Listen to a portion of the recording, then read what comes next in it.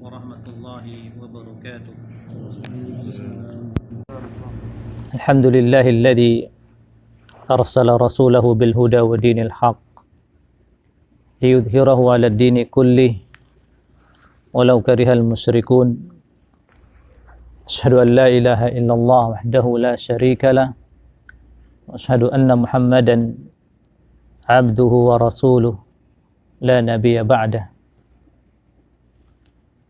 Allahumma salli wa sallim wa barik wa an'im ala nabiyina Muhammadin sallallahu alaihi wasallam wa ala alihi wa ashabihi wa man da'a bi da'watihi wastanna bi sunnatihi wahtada bi hadihi ila yaumiddin. Amma ba'du, ikhwah sekalian rahimani wa rahimakumullah azza wa jalla, kita bersyukur kepada Allah yang telah melimpahkan kepada kita begitu banyak nikmat-Nya, nikmat yang tidak mampu kita menghitungnya, nikmat yang tidak mampu kita menghitungnya. Dan di antara nikmat yang sangat besar yang Allah karuniakan kepada kita, yaitu nikmat kita bisa berkumpul bermajelis ilmu. Majelis yang paling baik di atas muka bumi ini majelis ilmu. Majelis yang di situ diturunkan ketenangan. Majelis yang didatangi oleh para malaikat. Bahwasanya agama orang yang paling terjaga adalah agama penduduk, cara Islamnya penduduk Makkah. Karena negerinya dijadikan aman oleh Allah Azza wa Jalla. Rabbi ja'al hadzal balada aminan. Ya Allah, jadikanlah negeri ini negeri yang aman. Bagaimana tidak, karena disinilah tempat turunnya wahyu. Ya, di Makkah wal Madinah, disitulah tempat turunannya wahyu. Ya, manba'ul wahy, mata air wahyu itu di sini. Nah, jadi jamaah sekalian, asyahid min al-ayah, doa Nabi Ibrahim, wajnubni wa baniya an na'budal asnam.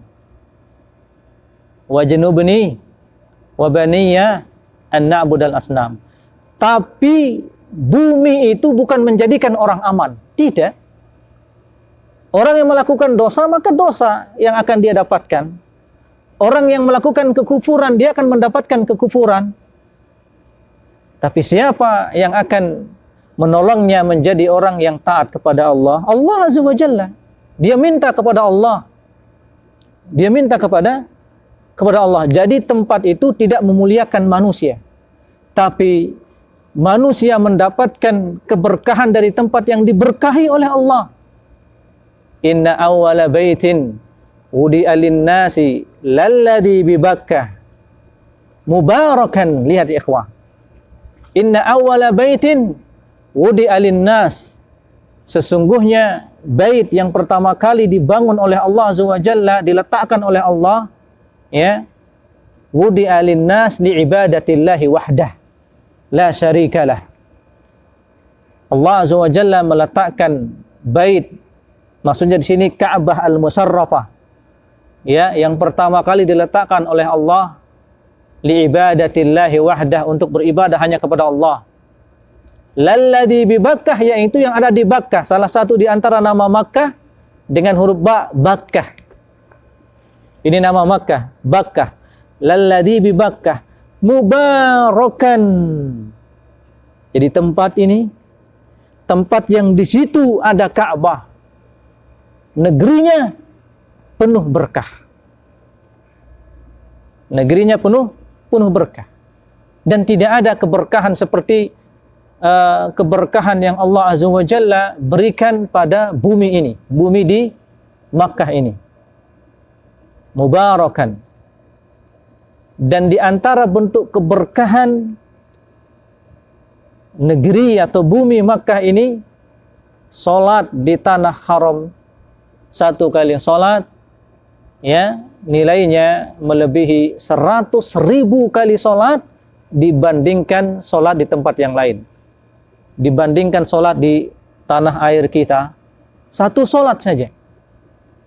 Satu salat yang kita kerjakan di sini lebih baik dari 100.000 kali salat. Berapa tahun kita salat agar kita mendapatkan 100.000 kali salat? Ada yang pernah menghitung, ikhwah? 53 tahun. Kurang lebih 53 tahun. Satu kali salat, ya, khairun min mi'ati alfi salatin fima siwa, was salatu fil masjidil haram khairun min mi'ati alfi salatin fima siwa. Dan salat di Masjid Haram, dan para ulama merajihkan Masjid Al-Haram itu maksudnya di tanah haram, selama di batasan tanah haram. Maka salatnya itu, ya, 100.000 kali lipat. 100.000. 100.000 ini kita harus salat di tanah air kita sekitar 53 tahun. Itu satu salat. Lalu bagaimana dengan 2 salat? Bagaimana dengan 3 salat? Bagaimana dengan 4 salat? Nah, Rabbi ja'al hadzal balada amina. Karenanya sangat rugi dan sangat sombong dan sangat congkak ketika ada manusia itu di belahan timur sana menjelek-jelekkan bumi Makkah. Ya. Mereka menghina bumi Makkah dan penduduk Makkah. Hati-hati. Nah, wajnubni wa baniya an na'budal asnam, jauhkanlah aku dan anakku dari menyembah patung. Dalil berikutnya, ikhwah, yang diletakkan oleh muallif dalam bab al-khawfu minasyirik, wajib kita takut dari dosa kesyirikan, karena dosa kesyirikan ini adalah dosa yang paling besar. Apabila seorang dia meninggal membawa dosa syirik, tidak akan diampuni oleh Allah. Ya. Di antaranya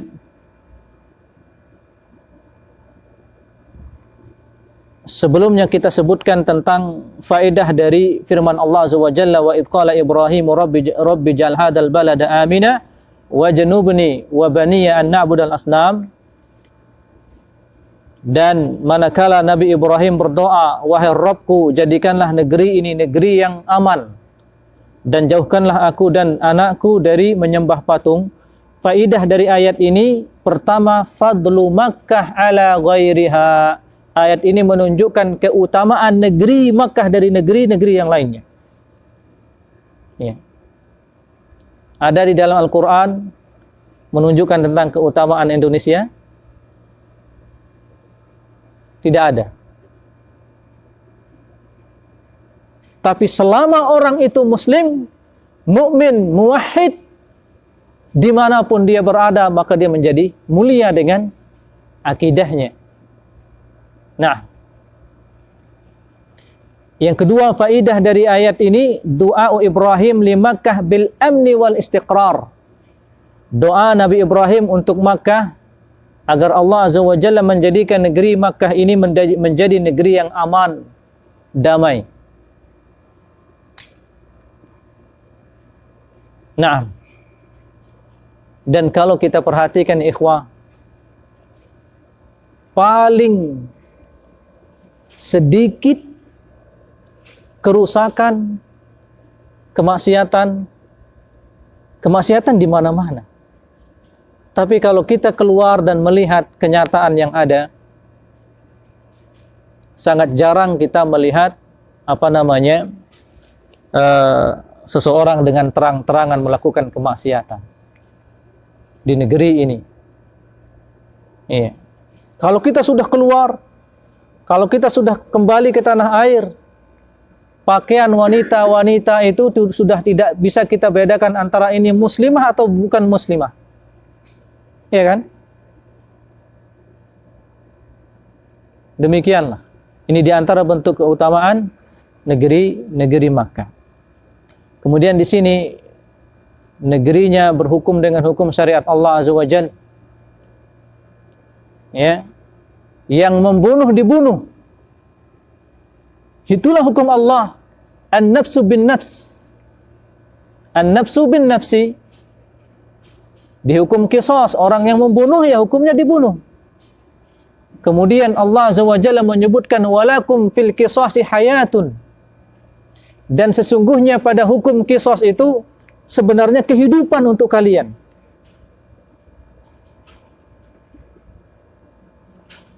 Jadi kalau di suatu negeri diberlakukan hukum qisas, dan di antara sunnahnya ketika diberlakukan hukum qisas, orang dipenggal itu diumumkan. Diumumkan supaya orang-orang saksikan ini. Ya. Diumumkan ini si fulan dia membunuh ini, sekarang akan diberlakukan untuknya hukum qisas. Ya. Keluarga mayit yang sudah dia bunuh itu ternyata tidak memaafkannya, maka dia dibunuh, dipenggal juga kepalanya akhirnya. Antum yang melihat orang yang dipenggal kepalanya itu, saya hampir tiga kali lebih melihat setelah itu, cukuplah. Ya. Dipenggal kepalanya, menggelinting ke bawah, kemudian darah mencerot. Apa yang antum pikirkan? Ya. Antum akan berpikir 100.000 kali tidak akan berani melakukan dosa ini. Ya kan? Antum tidak akan berani melakukan seperti yang dilakukan oleh orang yang dihukum ini. Karenanya Allah Azza wa Jalla mengatakan walakum fil qisasi hayatun. Bagi kalian, bila kalian menerapkan hukum qisas, itu sesungguhnya kehidupan untuk kalian. Kalian akan menjadi hidup, damai, tenteram, gak ada orang yang berani sembarangan membunuh. Tapi kalau di negara-negara yang tidak diterapkan hukum ini, coba, baru mencuri ayam, ayamnya belum dapat, udah dibakar hidup-hidup sama masyarakat. Hukum Islam tidak demikian. Ya. Gampang orang membunuh. Asal punya uang, nih saya punya uang 1 juta, itu orang saya benci, habisi dia. Preman, wah lumayan uang 1 juta, bacok, habis. Sekarang nggak ada hukum qisas, gampang orang menumpahkan darah. Nah, tapi di negeri yang diberlakukan di situ hukum qisas, maka hayatun, hidupnya akan damai. Orang untuk membunuh, dia akan berpikir 1 juta kali, kalau saya membunuh, saya akan dipenggal. Itulah. Nah, hikmahnya apabila seorang dia memberlakukan hukum Allah Azza wa Jalla. Nah, kemudian di antara faidah ayat itu, ayat ini isbatu naf'id du'a. Wajib kita menetapkan bahwasanya doa itu bermanfaat. Doa bermanfaat sebagaimana di sini Nabi Ibrahim, Rabbi ja'al hadzal balada amina. Ya. Dan di antara doa yang paling bagus dengannya kita berdoa, kita mohon kepada Allah agar kita dijauhkan dari kesyirikan dan agar Allah menjauhkan anak keturunan kita dari kesyirikan.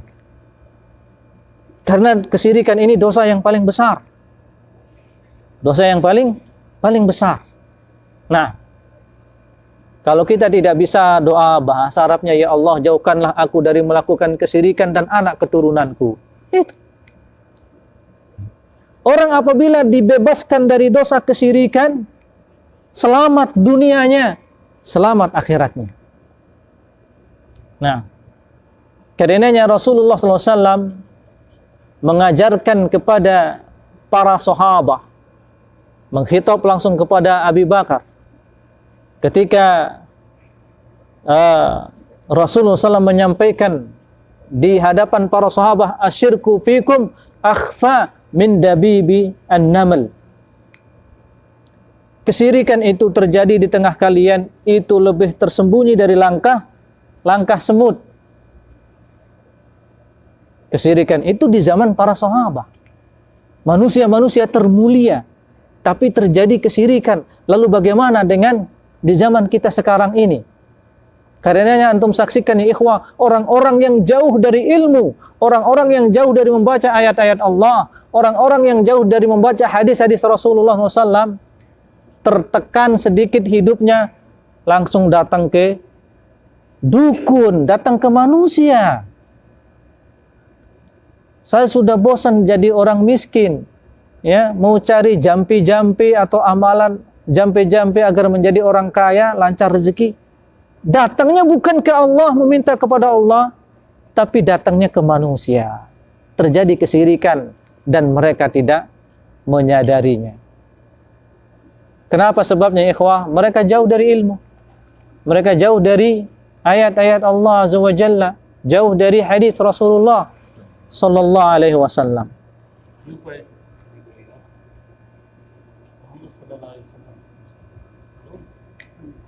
Nah,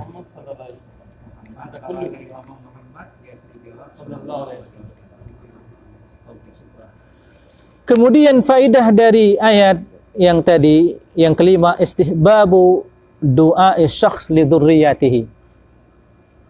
Disunnahkan, dianjurkan seseorang dia mendoakan untuk anak keturunannya. Nah, sebagaimana di sini Nabi Ibrahim ya berdoa untuk anak keturunannya. Wa janubni wa baniya an na'budal asnam. Dan kemudian faedah yang keenam, tahrimu ibadatil asnam, diharamkan menyembah patung. Jelas. Nah,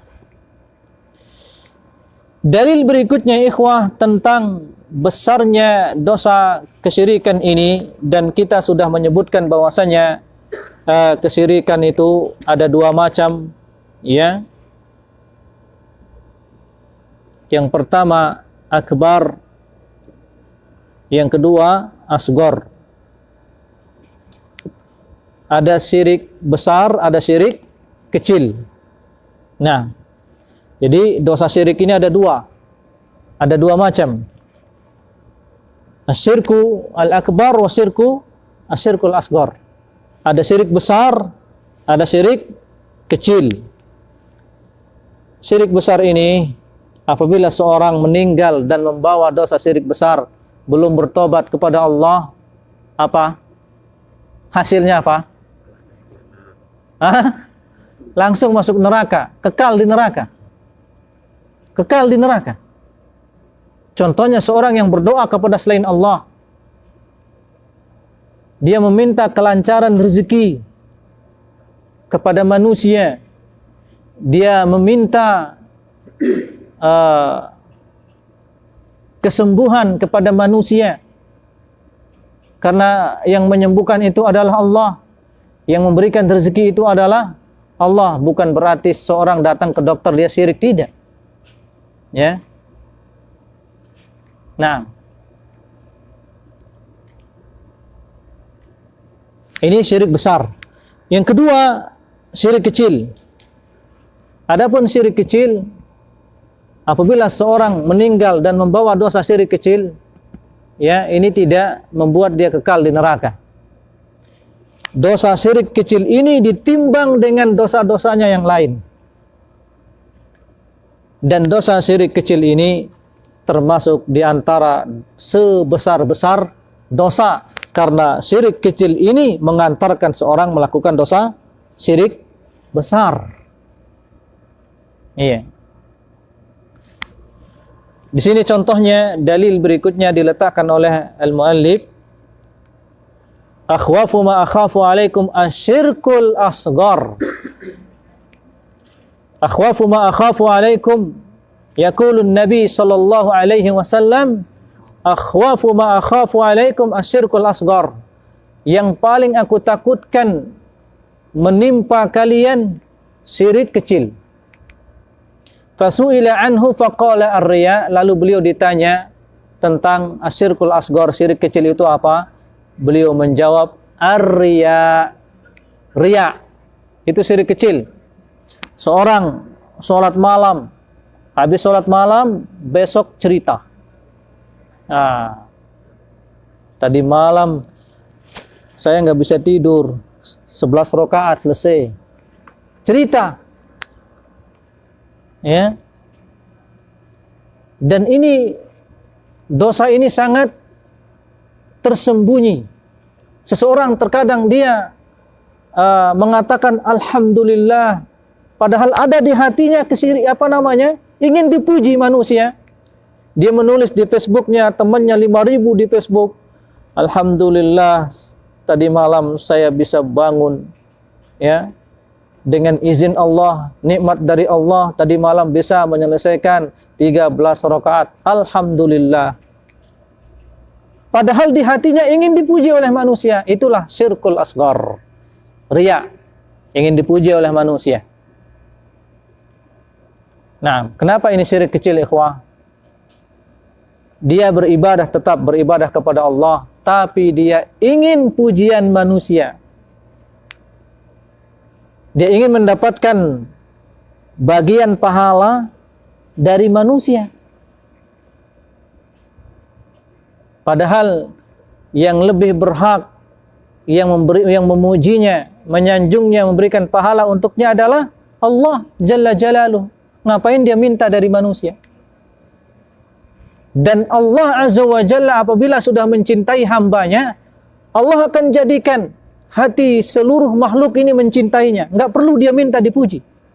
Apabila seorang benar salatnya, benar ibadahnya, ikhlas dia dalam beribadah, Allah akan menjadikan hati manusia, orang-orang yang ada di sekelilingnya itu cinta kepadanya. Nggak perlu dia minta dicintai. Allah yang akan menjadikan manusia itu cinta kepadanya. Nah, khafu ma akhafu alaikum asyirkul asghar fasu'ila anhu faqala ar-riya. Yang paling aku khawatirkan menimpa kalian syirik kecil. Lalu beliau ditanya, syirik kecil itu apa? Faqala ar-riya. Nah,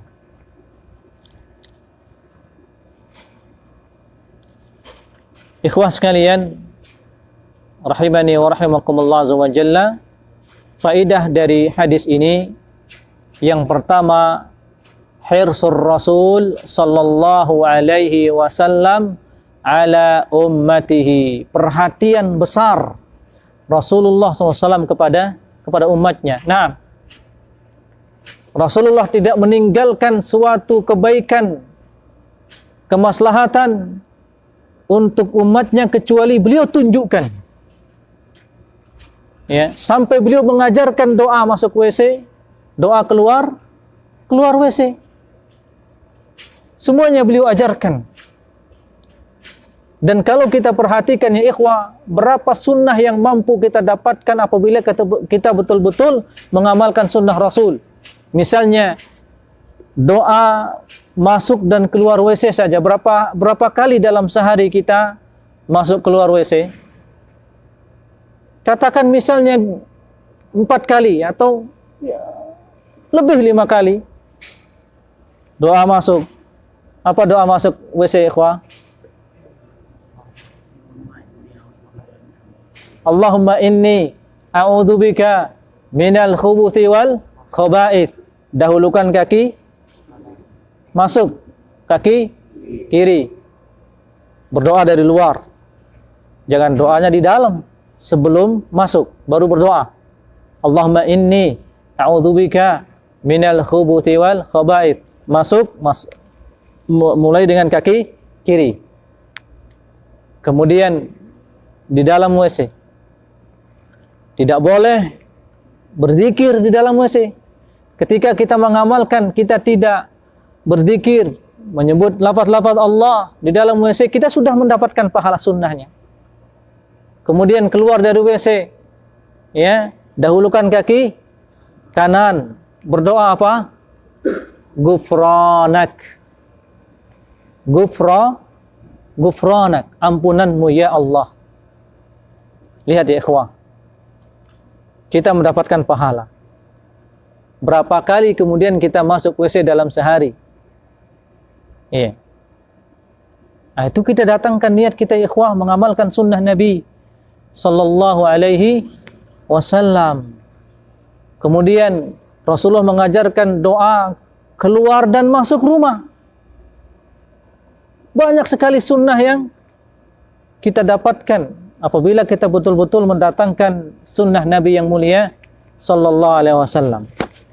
Nah, karenanya datang seorang Yahudi kepada Salman Al-Farisi radhiyallahu anhu, "Hal 'allamakum nabiyyukum kull syai' hatta al-hira?"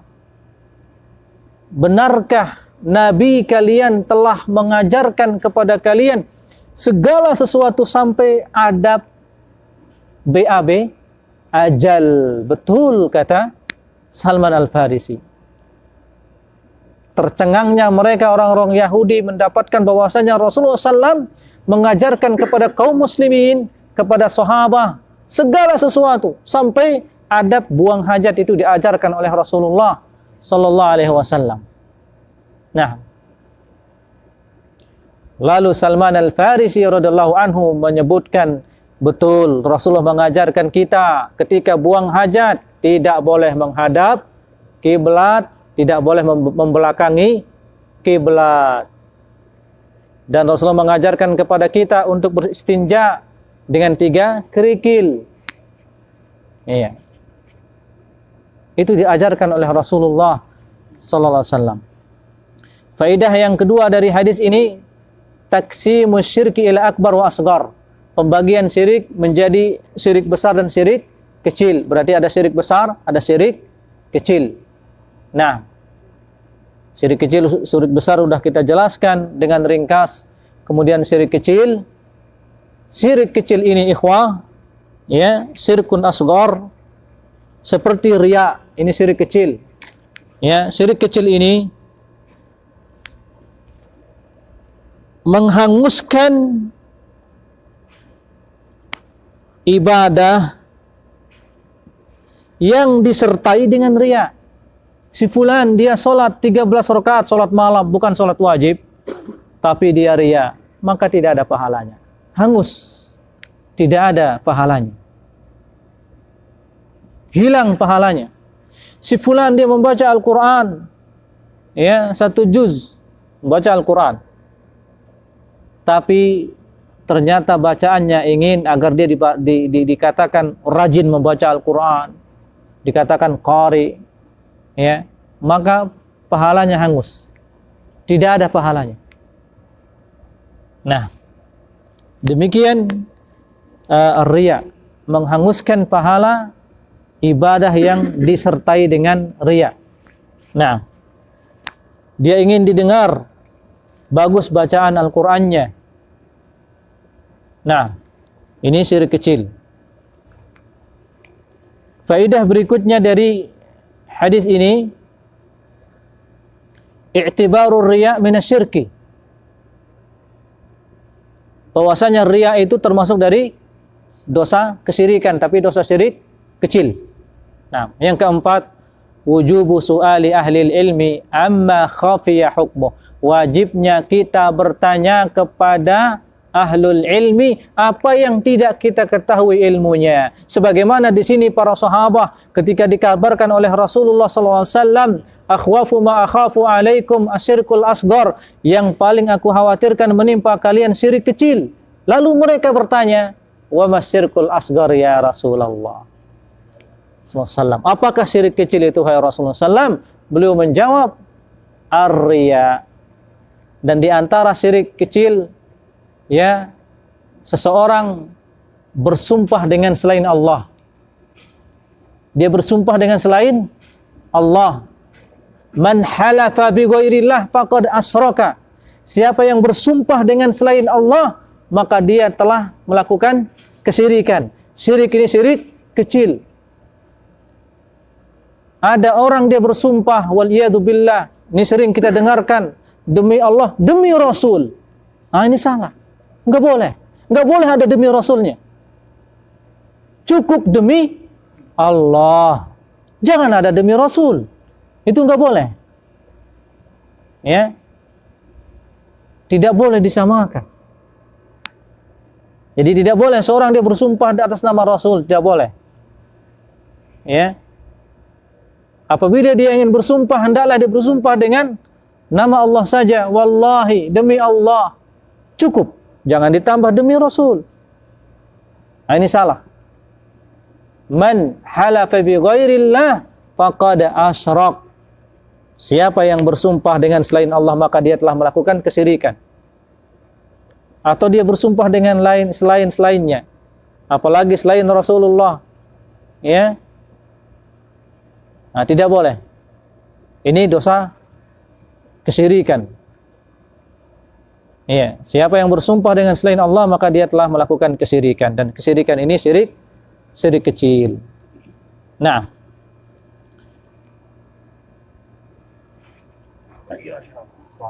salam hayakallah, Allah berkati.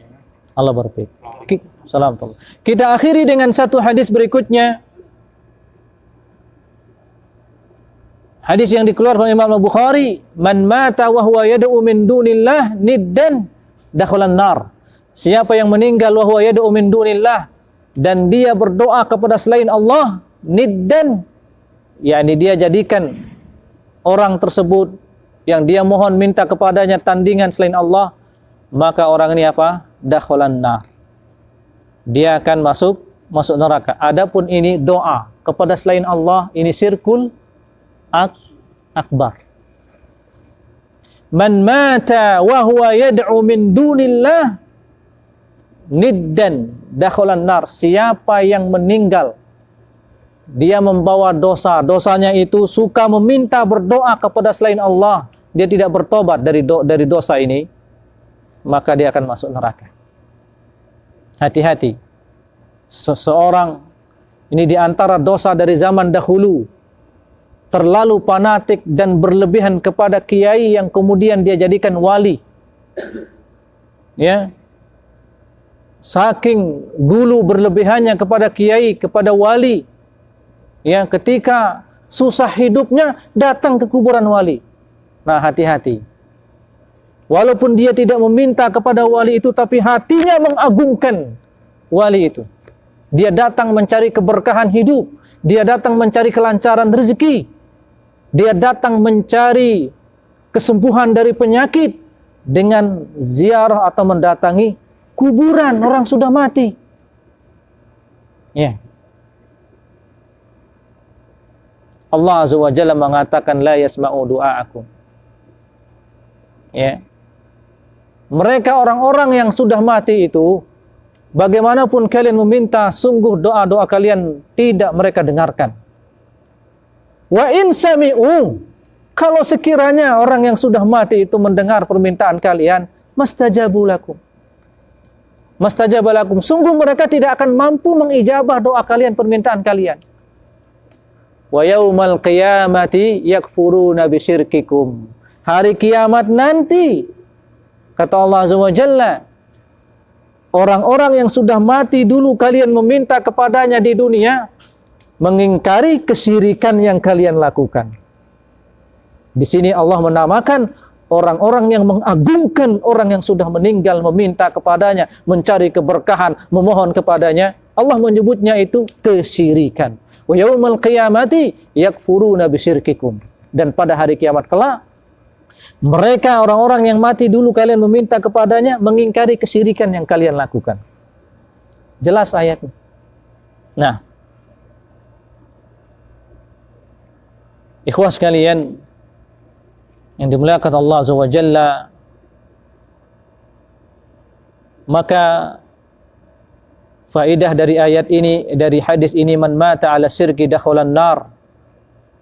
Siapa yang meninggal membawa dosa kesyirikan, dia akan masuk neraka. Fa in kana syirkan akbar khullida fiha. Kalau dosa syiriknya itu dosa syirik besar, maka dia akan kekal di neraka, wal iyadu billah. Wa in kana asghar udziba ma sya Allah. Apabila dosa syiriknya adalah syirik kecil, udziba ma sya Allahu lahu ayu'adzab thumma yakhruj. Maka Allah akan menyiksanya ya sesuai dengan kehendak Allah. Bila selesai dia membayar dosanya, maka Allah akan mengangkatnya dari neraka. Tapi jangan coba-coba. Ya. Nah. Kemudian faedah dari hadis ini, annal ibrata bil a'mal khawatimiha. sesungguhnya yang dilihat dari amalan seseorang itu penutupnya. Penutupnya, bagaimana akhir hidupnya. Ya, kita memohon kepada Allah Azza wa Jalla mudah-mudahan akhir hidup kita ini dengan husnul khatimah. Kita meninggal di atas mentauhidkan Allah. Kita meninggal dijauhkan dari dosa kesyirikan. Nah, kita cukupkan sampai di sini. Wassallallahu ala nabiyina Muhammad wa ala alihi wa sahbihi wa sallam. Wassalamualaikum warahmatullahi wabarakatuh.